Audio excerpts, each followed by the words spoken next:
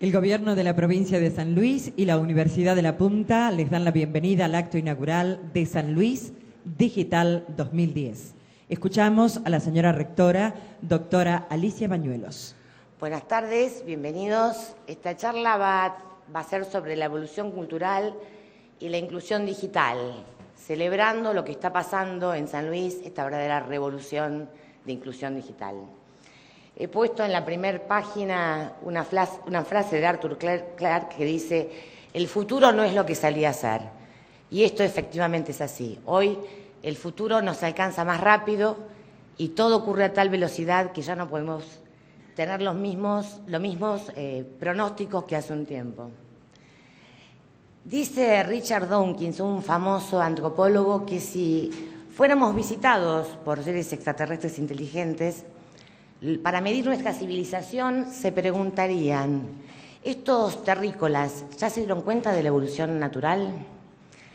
Bueno, nosotros podemos decir que sí, que ya nos dimos cuenta desde hace 150 años y que esta evolución natural dice esencialmente que si hay variación genética y hay selección natural y además logramos que los que sobreviven a esta selección natural le pasen sus genes a sus hijos y por lo tanto hay una herencia, entonces se produce esta evolución natural. Esto en definitiva lo que dice es que a través del tiempo, de millones de años, estructuras muy simples fueron evolucionando eventualmente hasta transformarse en, no sé, dinosaurios o nosotros, que somos los Homo sapiens sapiens, los hombres sabios sabios.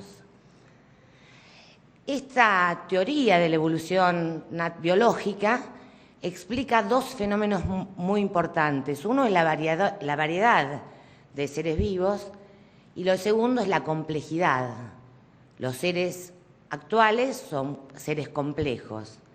En realidad, la complejidad es un efecto bastante nuevo en nuestro planeta. Además, esta evolución biológica permite a cualquier individuo disponer de las innovaciones exitosas que se hayan dado en todo este proceso de evolución. El proceso evolutivo, por otra parte, es aleatorio y es irreversible y no tiene un fin en sí mismo. La selección natural, por otra parte, es una competencia a muerte. Es una competencia muy cruda, donde cada individuo de una especie compite por los recursos y para lograr reproducirse, es decir, para transmitir sus genes. Para cada individuo, las dos reglas son sobrevivir y reproducirse. Esto es para todos los seres vivos. Hace 1.800.000 años, hasta hace 300.000 años, nuestros antepasados, el Homo erectus, vivió en este planeta y una cosa notable y tan diferente a nosotros, no solamente porque su cerebro era mucho más chico, sino que por 30.000 generaciones, es decir, 1 millón de años, hizo las mismas herramientas, las que ustedes pueden ver en la imagen, herramientas de piedra.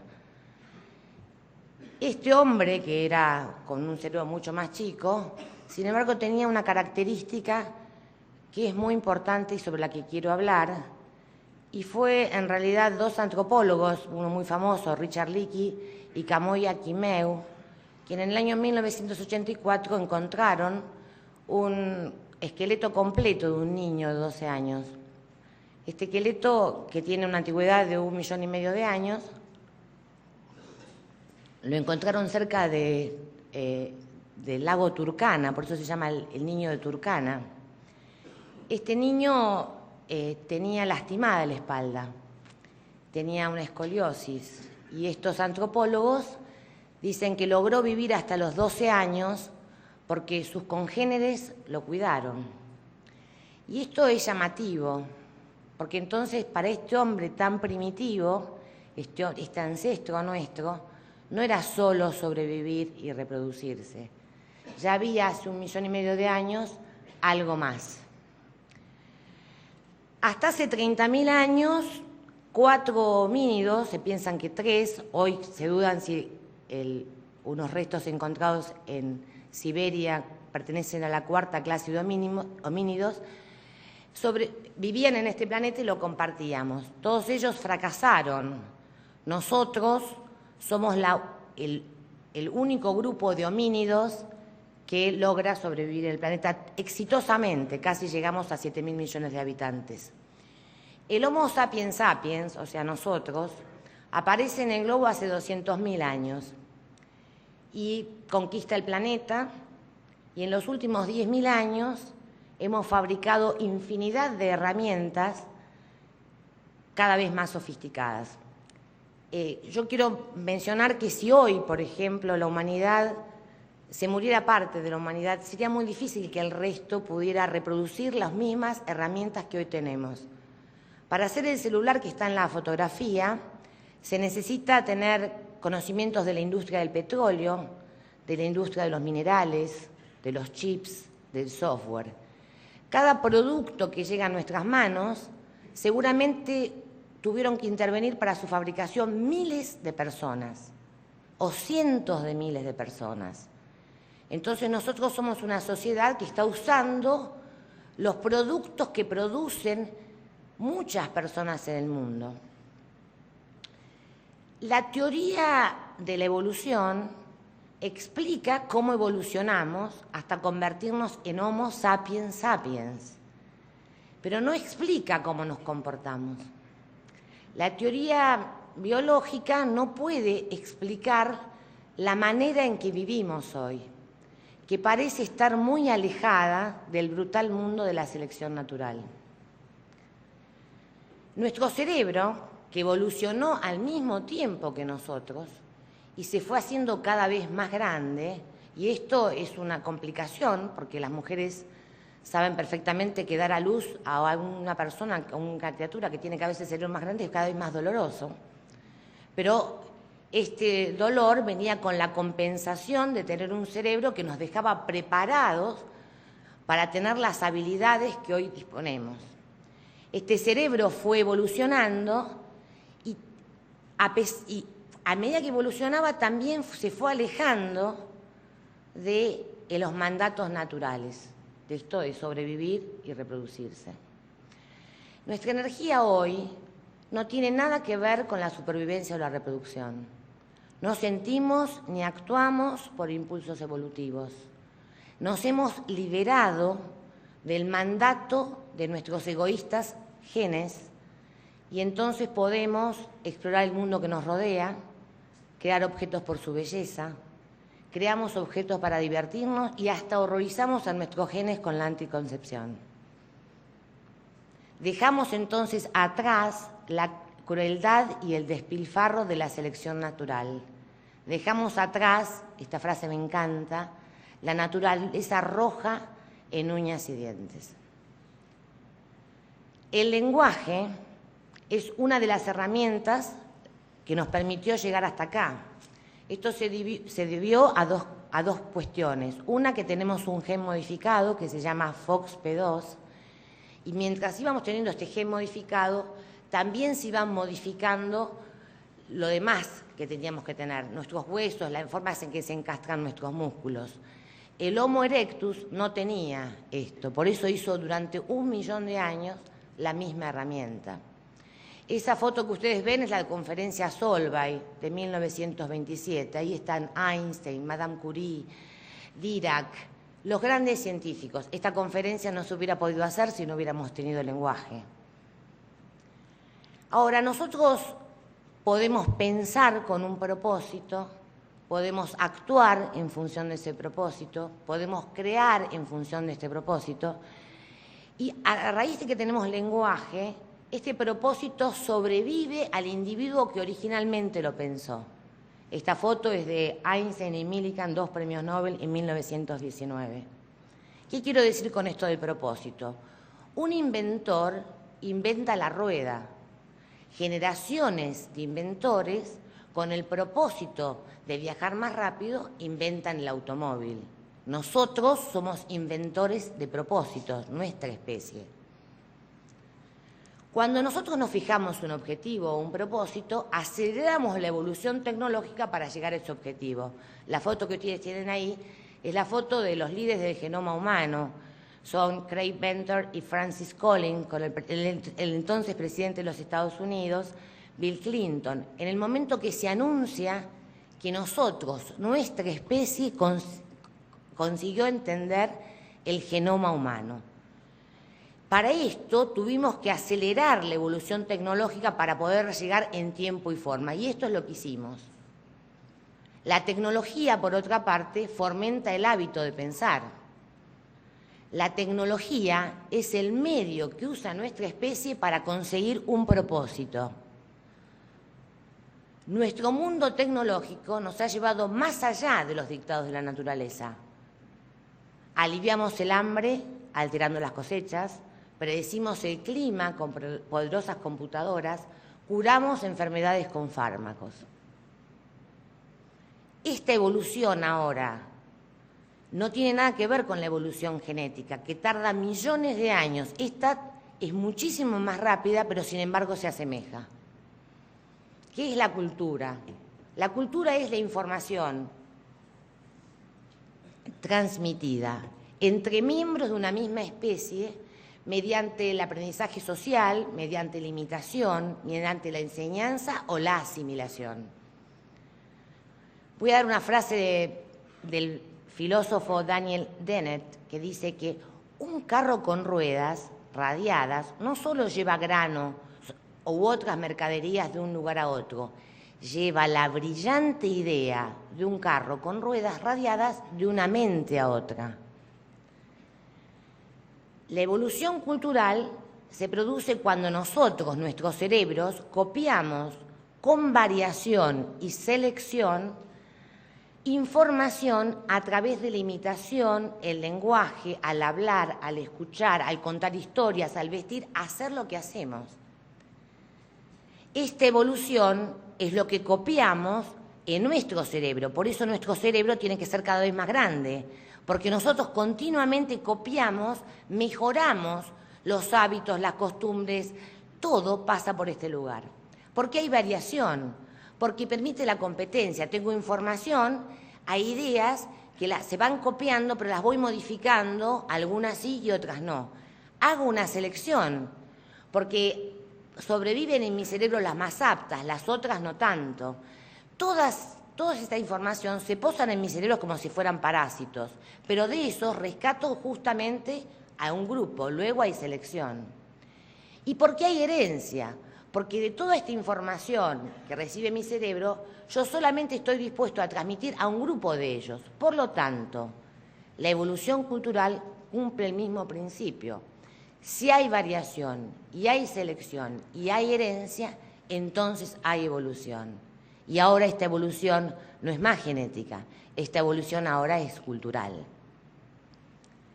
También con esto se cumplen ahora las reglas de que hay que sobrevivir y reproducirse de la misma manera que en los seres vivos. Obviamente esto es muy nuevo. Nosotros tenemos en este planeta hace 3.000 millones de años que hay vida. De esos 3.000 millones de años, el Homo sapiens sapiens solamente tiene los 200.000 años. Y de esos 200.000 años, la complejidad cultural se empezó a dar realmente hace 10.000 años. Es decir, que la complejidad, tanto biológica como cultural, es reciente. Queda un largo camino por recorrer acá en la Tierra y seguramente en otros planetas cuando tengamos que abandonar este. Esta complejidad cultural en realidad se da por 3 factores: nuestra inteligencia colectiva, nuestro lenguaje y nuestra conciencia. ¿Por qué digo inteligencia colectiva? Porque para que haya evolución cultural se necesita que esto pase de cerebro a cerebro, no se da en un individuo solo aislado.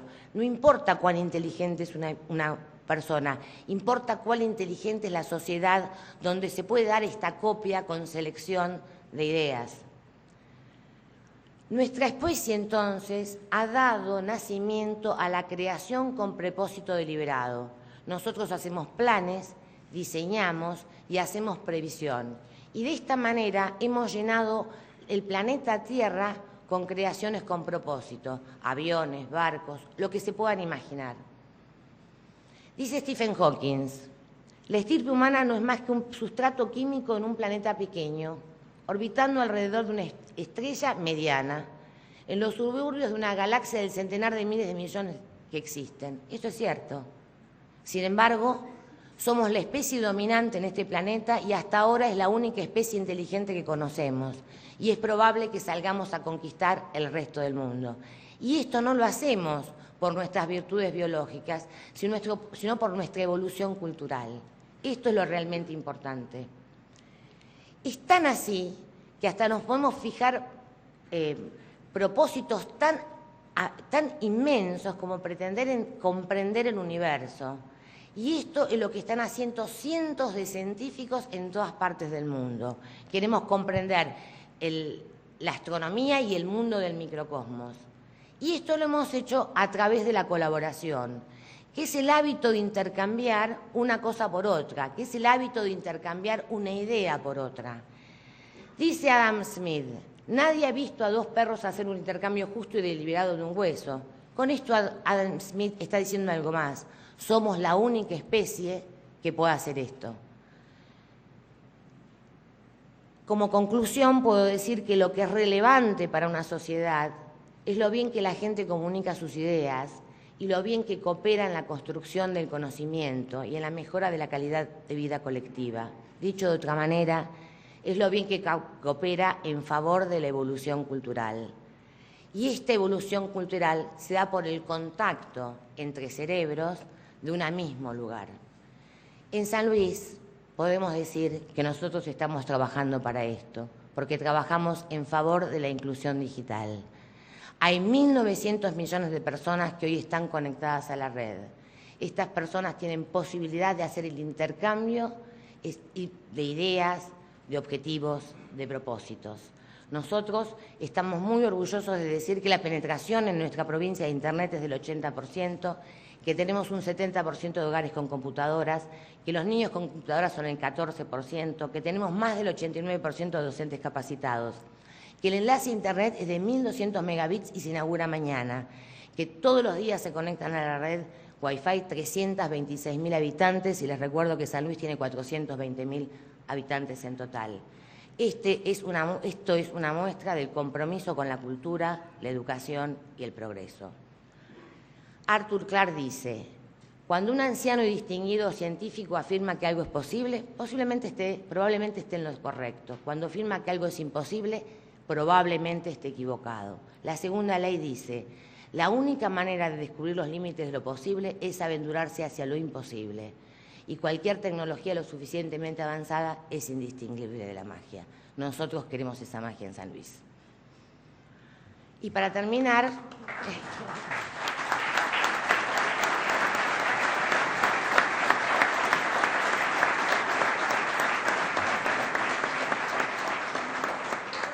les voy a leer una poesía de Walt Whitman. La traducción es de Jorge Luis Borges y la poesía se llama El avance sin fin. Esta mañana, antes del alba, subí una colina para mirar el cielo poblado y le dije a mi alma, cuando abarquemos esos mundos y el conocimiento y el goce que encierra, ¿estaremos al fin hartos y satisfechos? Y mi alma dijo, no. Una vez alcanzados esos mundos, proseguiremos el camino.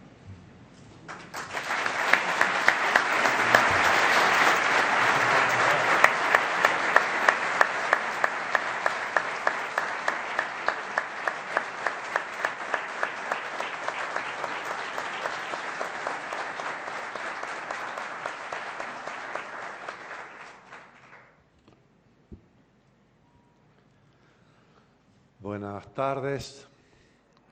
Muchas gracias por visitar las terrazas del Portezuelo. Bienvenidos todos los visitantes, constructores y protagonistas de esta era digital, que buscamos un atajo al futuro, a la provincia de San Luis, a la ciudad de San Luis y a estas terrazas del Portezuelo que estamos prácticamente inaugurando con ustedes en estos días y en estos años. Cuando veníamos caminando para este salón, me dice Alicia Bañuelos, ¿leíste la conferencia que te la anticipé? No la he leído. Casi me reta y me dice, bueno, nunca lees lo que te mando. Le digo, no, Diego, quiero sorprenderme. Y me he sorprendido tan gratamente que ahora me comprometo a releerla porque realmente, y aconsejo a todos que hagamos lo mismo, porque ha sido una exposición maravillosa, espectacular. Una descripción de la evolución del hombre en el planeta Tierra y cómo se abandona la evolución biológica por la evolución cultural. Y esta descripción plantea los desafíos que vienen de la superpoblación y el cuidado del medio ambiente, entre otros temas, y los límites o no del crecimiento, cuánto nos van a afectar, y un camino que propone ella, bueno, que es la búsqueda de nuevos hábitats para nuestra especie. La realidad también marca que los derechos humanos tienen que estar presentes y cada vez también ir evolucionando, e irlos tomando, porque la economía y la era digital van marcando como un camino impresionante. Es como una enorme bola o alud que cae, o una bola de nieve que cae de una montaña cada vez mayor, pero sin orientación. Entonces, los derechos humanos es el que logra orientar de alguna manera ese avance de la economía y en este caso del mundo digital para irlo adecuando a los derechos humanos y que sirva mejor a la sociedad y que el hueso lo podamos repartir equitativamente, porque por eso hemos llegado a este punto de la evolución cultural. Todo esto que hoy significa la era digital es un desafío para los gobiernos que no pueden ignorar. Los líderes que gobiernan los estados municipales, provinciales, nacionales y los líderes que gobiernan de alguna manera desde distintas organizaciones, el mundo, deben saber que estamos viviendo en la era digital. La Argentina presenta en estas horas un enorme desconocimiento de esta situación. Y quiero destacar algo en la Argentina frente a los derechos humanos. Imaginémonos la primera generación de los derechos humanos que surgieron con la Revolución Francesa. Aquellos derechos humanos que nosotros después incorporamos en el artículo 14 de la Constitución Nacional, que son los derechos, las libertades y los derechos y garantías que tiene un ciudadano frente al Estado. ¿Cómo se imaginaron estos derechos humanos? Los imaginó la teoría contractualista de la formación del Estado y fundamentalmente el pensamiento del señor Rousseau. El señor Rousseau es un genio del mundo del pensamiento, que el Contrato Social, que es uno de los libros más leídos, tiene una primera frase que es la más, ¿cómo se dice?, reproducida o presentada en la historia de la humanidad. Dice, el hombre nace libre y en todas partes se lo encuentra encadenado. Y él hizo una teoría contractualista del Estado para liberarlo al hombre y que no estuviera encadenado. Esa teoría consiste en que el hombre se organiza en el Estado para que el más fuerte no lo deje convivir, le permita convivir, y organiza el Estado con un poder de policía que es monopólico, que permite administrar las libertades y derechos. Y el hombre ese día, en esa organización del Estado, supongamos que hubiera un día simbólico, el primer día del contrato social, ese día el hombre cede todas las libertades y todos los derechos al Estado. Y el Estado los devuelve en los derechos civiles, en los artículos 14 de nuestra Constitución Nacional. Ahí los devuelve. ¿Y le exige qué? Al Estado mismo. Bueno, primero hay que devolverlos. Y después hay que darle a las personas posibilidad de saber leer estos derechos para poder exigirlos.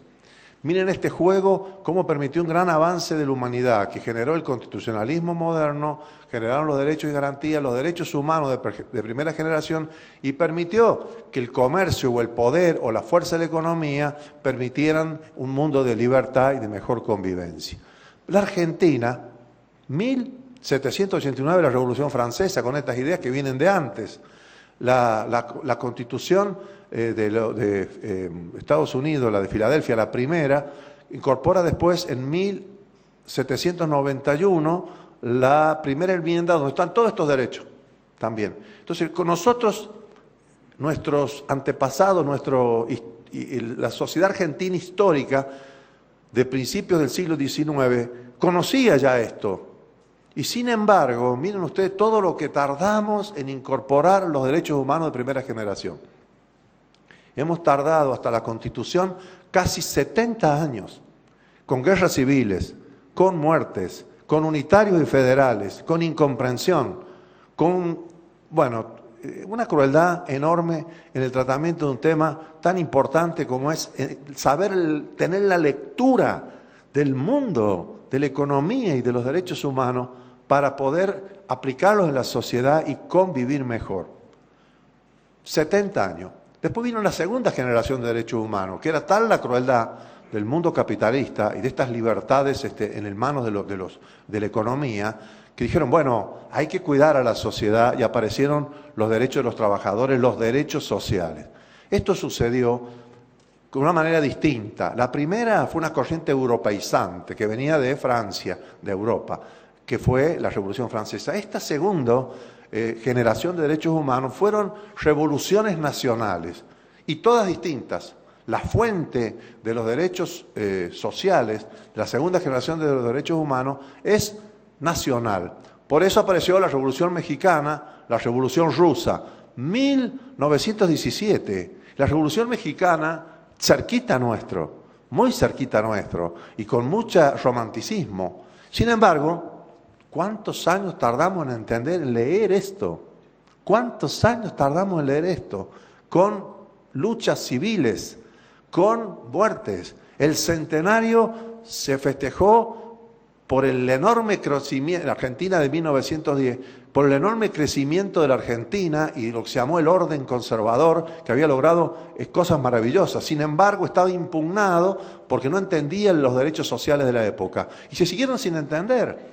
Tuvo que llegar el peronismo el 17 de octubre, después tal vez la conciliación o no y de la Constitución del 57, que era hecha por un decreto, y después la nueva del 94, para incorporar el 14 bis, que son los derechos humanos de segunda generación. ¿Cuánto tiempo tardamos? ¿Cuánto tiempo tardamos? No hubo ningún atajo al futuro, ninguna lectura de la realidad política y social en la Argentina. ¿Cuántos años tardamos? Peronismo, antiperonismo, impugnaciones, violencia, golpes de Estado, para incorporar los derechos humanos de segunda generación, que ya están incorporados con toda esa lucha. Pero todo esto significa, porque por un lado, el avance de llegar a algún momento a consolidarlo, pero por otro lado, un enorme atraso en todas otras reglas de convivencia. Bueno, y vienen los derechos humanos de tercera generación. Son los que nacen de los tratados internacionales. Claro, el mundo globalizado, la velocidad en la decisión, la enorme comunicación. El mundo globalizado, alguien por ahí lo definió, es como haber convertido el planeta Tierra en una pelotita de tenis, que lo podemos ver, sacar fotos, mirar, comunicarnos a una velocidad impresionante, y vivimos en un espacio virtual en tiempo real. Miren esta velocidad, y esta velocidad y todo esto que sucede, aparecen los derechos humanos de cuarta generación, que son los que surgen de tratados internacionales, que son, por ejemplo, los derechos para proteger a los niños en esta trata de niños y todo esto que sucede, los delitos que se cometen, los derechos políticos y sociales, los derechos del progreso, y suceden los derechos de la mujer, los derechos del medio ambiente. Miren ustedes, cuarta generación, está sucediendo ahora. Hace unos años, los 90 fueron sobre todo la era donde más hubo derechos humanos de la cuarta generación. ¿Y qué hizo la Argentina? De nuevo, lee mal la realidad. No avanza. Beijing y el Cairo, está bien, los derechos de la mujer, la Argentina tiene una cláusula, sí, pero con reservas, o sea, sí, pero no. Los derechos del planeta Tierra, que desembocan, terminan siendo los derechos del ambiente, el respeto al medio ambiente y la problemática del calentamiento global, viene con el protocolo de Kioto, pero viene la cumbre de Copenhague, que fracasó, y ahora viene la de México estos días, estos tiempos. Pero bueno, la cumbre de Copenhague que fracasa, la Argentina no se presenta, no concurrió. No tenemos voz en el medio ambiente. Esto sucede hoy. Bien, y ahora presento los derechos humanos de cuarta generación. Hay un derecho humano de cuarta generación que ha nacido en esta era, fruto de la era científico-tecnológica. No es una respuesta a la economía, es una respuesta a la era científico-tecnológica y también a la economía, que es el primer derecho, la inclusión digital. La inclusión digital. Siento con orgullo que en estas horas la legislatura de la provincia de San Luis está tratando la modificación a la Constitución de la provincia por vía de una enmienda donde incorporamos el derecho humano de cuarta generación a la inclusión digital en el territorio de la provincia de San Luis. Con tres cosas más. Uno, decimos algo que hay que decirlo y hay que aplicarlo. Los derechos humanos de la Constitución Nacional son un piso, pero nosotros podemos ir por más. Y San Luis lo ha hecho en los años, fines de los 90, principio cuando fue el año de cambio de siglo, aproximadamente en esos momentos, estaba muy atrasado el salario mínimo vital y móvil. Y la provincia de San Luis dijo, el derecho humano al salario mínimo vital y móvil, derecho social establecido en la Constitución Nacional, en el artículo 14, es un piso. Y la provincia de San Luis fijó un salario mínimo por encima del piso nacional porque San Luis tiene derecho a hacerlo por esta interpretación. No hubo ningún caso judicial y si lo hubo, le dieron la razón a la provincia, con lo cual esto ya está probado que puede ser así. Bien, el segundo tema, ponemos que esto del piso, para poder venir con los tres temas siguientes. El segundo tema es la inclusión social. La inclusión social, que es un tema interesante, que no me voy a referir ahora o muy brevemente, que consiste en algo que el derecho laboral no se ocupa, ni el 14 bis, los derechos sociales, que es el excluido.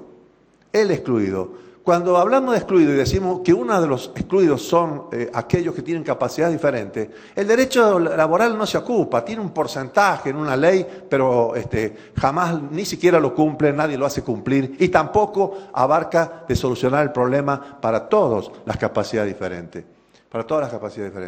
Entonces, bueno, las madres solteras, las mujeres mayores de 60, 70, 80 años, que nunca tuvieron una oportunidad laboral, las personas con adicciones, los que han cumplido una condena y se quieren reinsertar a la sociedad, el hombre y la mujer que están desocupados cuando tienen más de 45 años, que tampoco se ocupa el derecho laboral, ya los abandona y sigue en la situación del trabajador activo. Entonces todo esto es la inclusión social. El reconocimiento está también a las comunidades originarias que nos han pedido expresamente que en la reforma constitucional pongamos comunidades indígenas.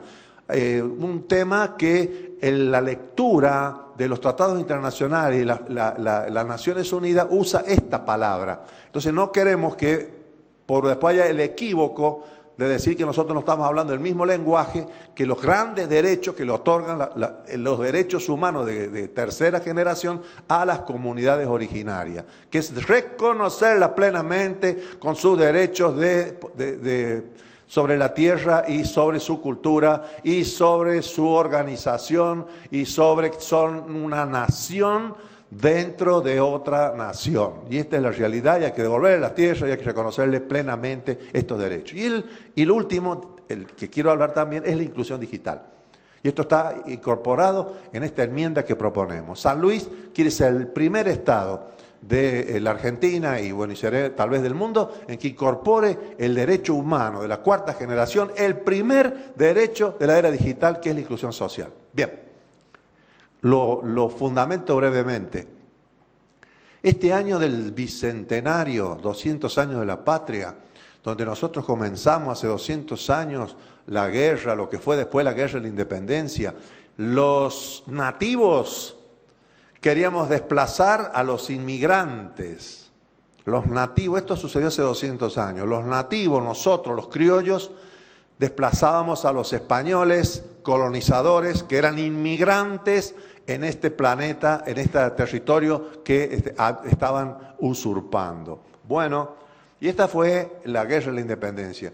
Ahora, este año del 2010, que es el año del bicentenario, la actitud de la clase política, la actitud del gobierno nacional, provinciales y municipales de la República Argentina, la actitud de los dirigentes sociales, la actitud del mundo de la cultura y de los medios de comunicación fue la siguiente, en el año del Mundial, porque no sabemos si el año del Bicentenario o el año del Mundial, fomentaron el consumo de televisores.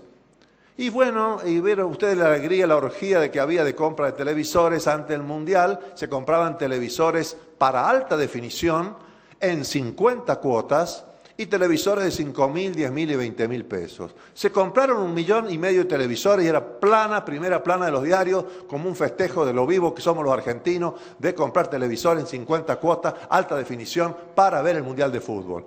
Bueno, los cables no dan alta definición, así que poco y nadie lo vio en alta definición. Primera cuestión. Segundo, cuando venga el próximo Mundial vamos a estar pagando, nos quedan 2 cuotas todavía de aquel televisor en el 2014. En el 2014.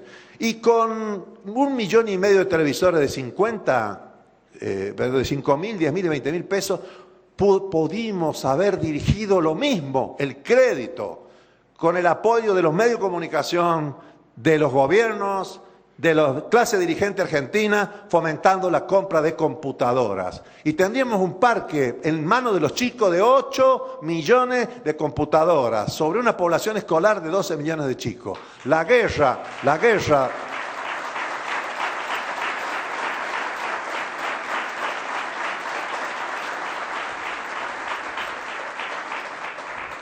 Entre televisores y computadoras, entre atraso y progreso, entre inclusión digital y exclusión, fue ganada por la Argentina, por los televisores, hay que describirlo a esto, para que no vuelva a suceder, Los niños son nativos digitales, los niños en el año del Bicentenario, ellos son los criollos en este país y en el planeta Tierra. Son los criollos, son los nativos digitales. Los chicos nacidos después de 1995 son nativos digitales. Nosotros, salvo las chicas presentes, somos inmigrantes en este mundo digital porque nacimos antes de 1995. Somos inmigrantes. Por eso, cuando el teléfono se nos tilda, como se dice hoy, llamamos al nene, al hijo o al nieto, que viene con los pelitos parados, después de estar jugando al fútbol, nos separa, nos mira, nos arregla el teléfono, que se tildó, nos vuelve a mirar como diciendo la 4ª vez que me hace llamada para arreglar el teléfono, nos lo devuelve y nos demuestra que él es un nativo y nosotros somos inmigrantes. Estaba jugando con mi nieto con la computadora. Y miren, no podía jugar a nada, me cuesta jugar con él. Yo quiero jugar a juegos de los de antes y el nativo me dice no. Entonces me hace jugar con la computadora. Bueno, jugamos con la computadora y jugamos un jueguito. Él tenía en ese momento 5 años y me pasaba la computadora y jugábamos. Él pasaba el nivel 1, yo iba al 2, el 3, el 4. Llegamos al 8 y me toca a mí ya. Me lo pasa y mira cómo juego yo. Entonces empiezo a jugar y veo que se aparece, porque van cambiando los niveles, nuevas situaciones. Y aparece una lucecita blanca, Entonces yo sospecho si esta lucecita cuando la atraviese me va a quitar poder o me va a dar poder. Me hago la pregunta y me quedo detenido. y cada vez más detenido, y mi nieto cada vez me miraba más fijo y me decía, no sé qué le pasa a este, que se ha detenido. Y yo lo que estaba pensando casi en ese momento era intentar un teléfono, un catálogo, un manual para saber si la lucecita era buena o mala, ir a la escuela, tener la respuesta de la escuela, ir a una biblioteca. Y me mira el niño y me dice, ¿qué te pasa, tata? Y bueno, no ve la lucecita que me va a dar poder bueno o malo. Probá, tata, probá, tata. Esto es lo que nos exige hoy. Nosotros antes estudiábamos, no podíamos andar tirando manzanas. Primero teníamos que estudiar la ley de la gravedad. Estudiábamos a Newton, íbamos a la escuela. Cuando aprendíamos todas las leyes sabíamos que no se tiraban manzanas porque se caían. El chico hoy tira la manzana, se cae y no la tira más. Ya sabe la ley de Newton porque probó, tata, probó. Bueno, estos son los nativos digitales. Corresponde en esta era digital que los nativos digitales tengan poder. Hay que darle poder a los niños, hay que darle la computadora a los niños, Tenemos que hacer el 1-1 con los niños. Cuando nosotros le damos la computadora, yo digo algo que suena duro, pero ha dado gran resultado. Están reunidos los chicos, los padres, la comunidad educativa, los hermanos, y vienen las computadoras. Entonces yo digo un discurso muy duro y digo, chicos, la computadora es de ustedes. Es de ustedes. Cada uno de ustedes es dueño de la computadora, porque es un comodato que en realidad el dueño es el chico, pero como no puede firmar, el comodato, el padre se hace responsable, pero la computadora se la damos al chico y es del chico. Bien, es tuya, no se la prestes a tus hermanos mayores.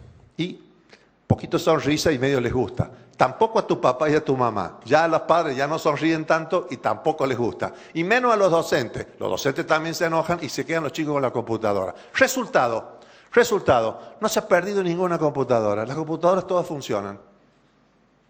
Y los chicos tienen la mayor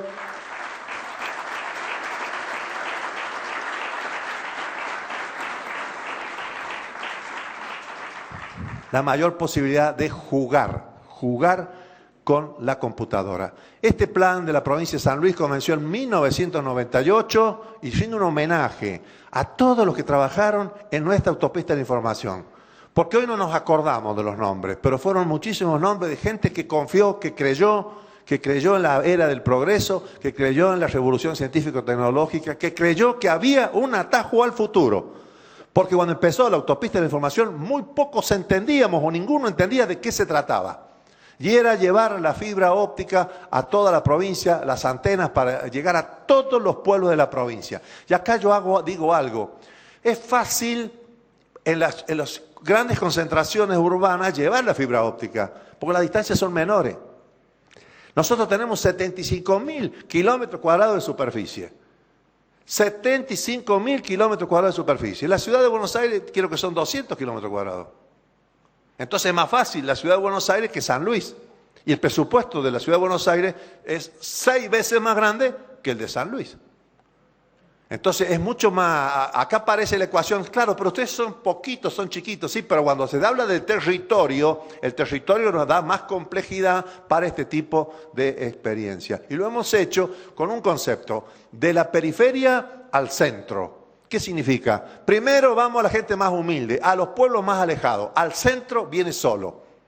Y esto estamos logrando enormes resultados. Y el poder a los niños, empoderemos, no sé si se dice así, a los niños. Démosle poder a los niños. Esta es la revolución de ella. Termino diciendo, los niños de Nueva Galia, les dimos la computadora. Empezaron a jugar al jueguito que se llama Balance Cero. Uno de los 236 agenda abierta, agenda en ejecución de nuestro programa digital. Balance Cero. Se pone a jugar el chico en su casa en Nueva Galia con la computadora y el programa Balance Cero, que generado por nosotros, por la Universidad de La Punta y el Ministerio del Progreso.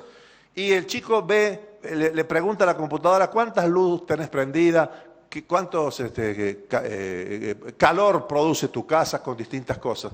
Y va contando el chico y la casa va empezando, se prenden las luces, se prende la calefacción, empieza a funcionar la heladera, el televisor, todo lo que produce calentamiento global se empieza a mover en la casa y el chico se divierte prendiendo en la computadora las luces y todos los mecanismos en su casa. Y va diciendo qué tiempo lo usa, etc. Y al final la respuesta es, en tu casa producís 2 puntos de calentamiento global, supongamos, 2 unidades. Y para remediar esto tenés que plantar 2 árboles. Los chicos de Nueva Galia lo hicieron casa por casa, los chicos de Nueva Galia lo hicieron en todo el pueblo. Los chicos de Nueva Galia convencieron al intendente, los chicos de Nueva Galia convencieron al gobernador y plantamos los árboles en todo el pueblo de Nueva Galia. 36 pueblos, ¿está bien?, de la provincia de San Luis hoy tienen balance cero gracias a los chicos que tienen poder, computadora e inclusión digital. Balance cero en la defensa del medio ambiente.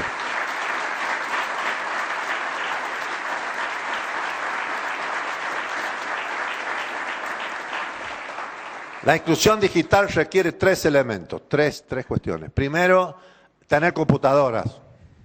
Segundo, hay que dar el 1 a 1 a todos, familias con computadoras, conexiones, todas las maneras de que llegue la computadora a todo el mundo, a todo el mundo.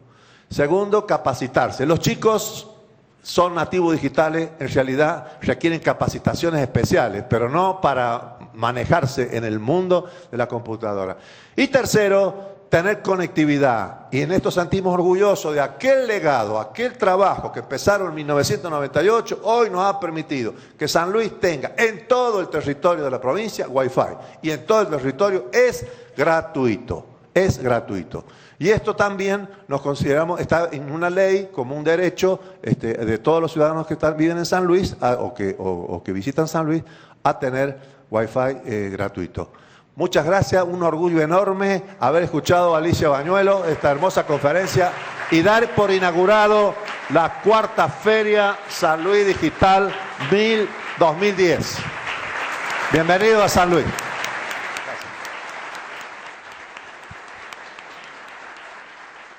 Los vamos a invitar a realizar un corte de cintas en la planta baja, donde se lleva a cabo el evento San Luis Digital y a un recorrido para luego, a la hora 18,